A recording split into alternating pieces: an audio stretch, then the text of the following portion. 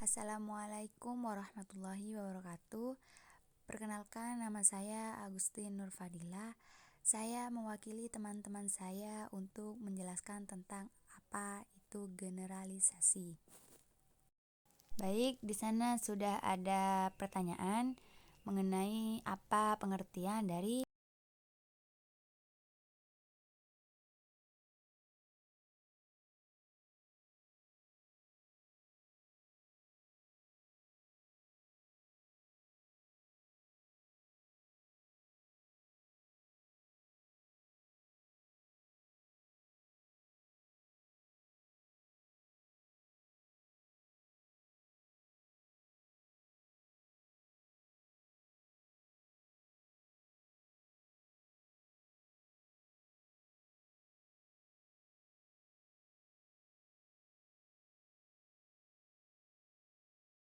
lanjut pada pertanyaan kedua.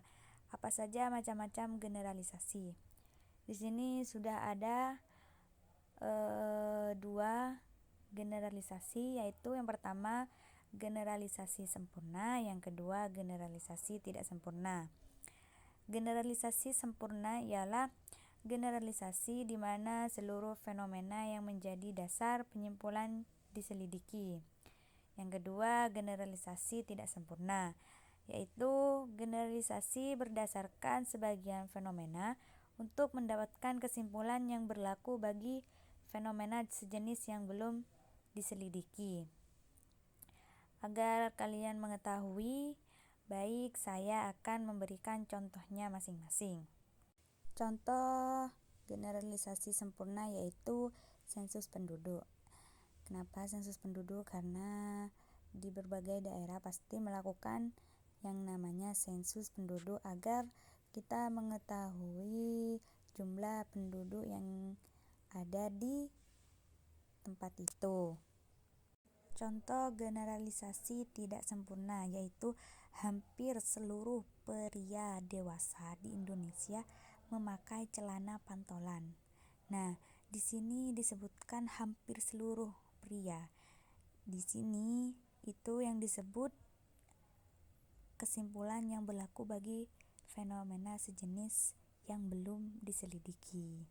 Nah, jadi untuk warga di Indonesia itu tidak seluruhnya memakai celana pantolan. Ada juga yang masih memakai sarung dan celana panjang. Pertanyaan ketiga yaitu bagaimana pengujian atas generalisasi. Di sini generalisasi memiliki 4 prosedur. Yang pertama, jumlah sampel yang diteliti terwakili. Kedua, sampel harus bervariasi.